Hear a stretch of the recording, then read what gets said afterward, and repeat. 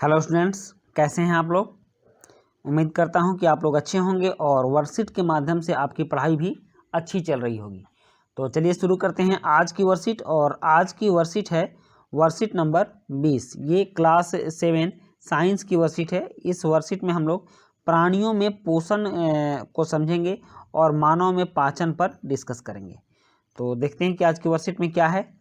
राजू विद्यालय के लिए तैयार हो रहा था, इसलिए वह अपना नाश्ता भोजन बहुत तेजी से और ठीक से चबाए बिना कर रहा था।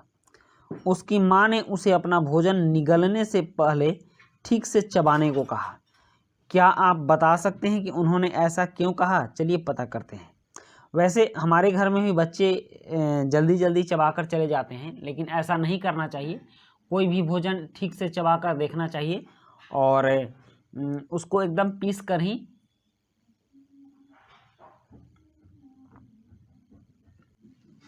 खाना चाहिए। भोजन का अंतर्ग्रहण मुख द्वारा होता है। अंतर्ग्रहण मतलब अंदर लेना। भोजन हम जब शरीर के अंदर लेते हैं तो उसका रास्ता मुख है। मुख के द्वारा ही भोजन को हम शरीर के अंदर लेते हैं। भोजन को शरीर के अंदर लेने की क्रिया को अंतर्ग्रहण कहा जाता है। हम जो खाना खाते हैं तो उस क्रिया को अंतर्ग्रहण कहा जाता है। भोजन दांतों की मदद से छोटे छोटे टुकड़ों में पीस दिया जाता है। यह भोजन के पाचन और आसान अंतर्ग्रहण में मदद करता है। पिसा हुआ जो भोजन होता है जल्दी पचता है और आसानी से हमारे शरीर के भीतर चला जाता है। हमारे दांतों की आकृति भिन्न भिन्न है तथा उनके कार्य भी भिन्न भिन्न है। हमारे दांत देखिए 4 तरह के दांत होते हैं। कृंतक मतलब कर्तन और दंशन करने वाले दांत, ये आगे के दांत कृंतक हैं। और रदनक जो दांत होते हैं, जैसे ये दोनों दांत और ये दोनों दांत, ये दोनों रदनक हैं। ये चीरने और फाड़ने वाले दांत हैं। उसके बाद है अग्रचवर्णक, ये अग्रचवर्णक हैं। ये चबाने और पीसने वाले दांत हैं। और नेक्स्ट है चवर्णक, चबाने और पीसने वाले दांत हैं।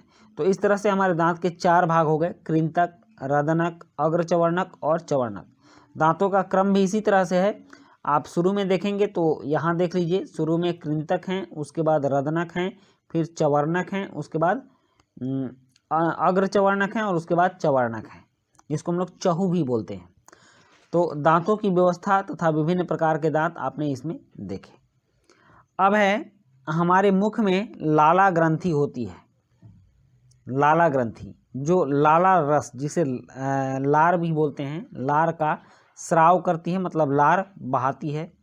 लाला रस भोजन में उपस्थित मंड को शर्करा में बदल देता है। हमारे मुख से जो लार निकलती है यह पाचन का मुख्य हिस्सा है और हमारे भोजन में उपस्थित मंड को शर्करा में बदल देता है। यदि हम कुछ समय के लिए रोटी का टुकड़ा चबाते हैं तो इसका अनुभव कर सकते हैं। जब लार ठीक से मिश्रित हो जाती है तो रोटी का स्वाद मीठा हो जाता है।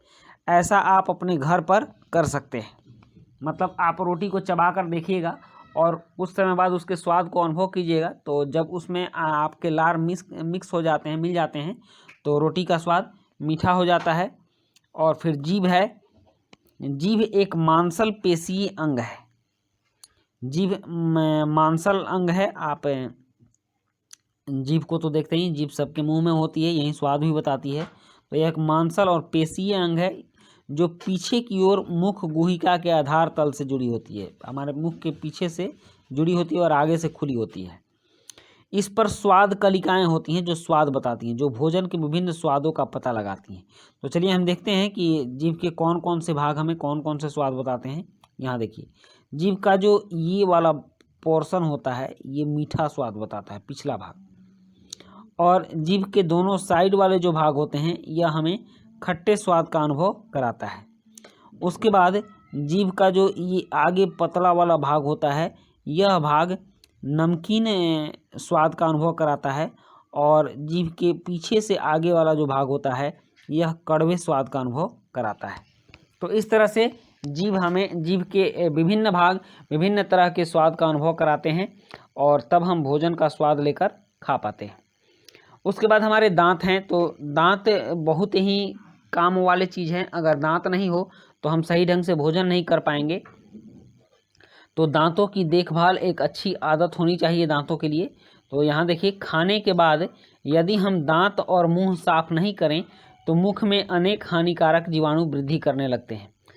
मुख में दांतों के जो भोजन के जो टुकड़े बच जाते हैं तो वह उसमें बहुत तरह के हानिकारक जीवाणु बढ़ने लगते हैं, और ये जीवाणु दांतों में फंसे हुए भोजन की शर्करा का विघटन कर अम्ल बनाते हैं। दांत में जो शर्करा के रूप में जो भोजन बच जाता है, जो चबाने के बाद लार से मिलकर शर्करा हो जाता है, तो यह अम्ल बन जाता है, और यह अम्ल धीरे धीरे दांतों को नुकसान पहुंचाता है। इससे दंत क्षय कहते हैं। इसे दंत क्षय मतलब दांतों का खराब होना कहते हैं।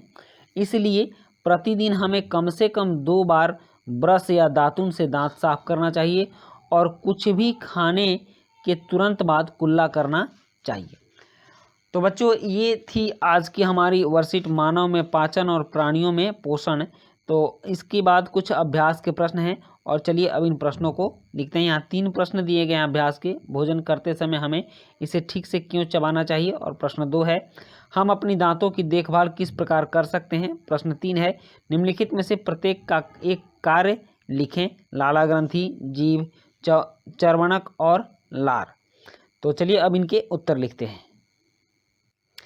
प्रश्न 1 है, भोजन करते समय हमें इसे ठीक से क्यों चबाना चाहिए। तो इसका उत्तर है, भोजन को ठीक से चबाने से भोजन छोटे छोटे टुकड़ों में पीस दिया जाता है।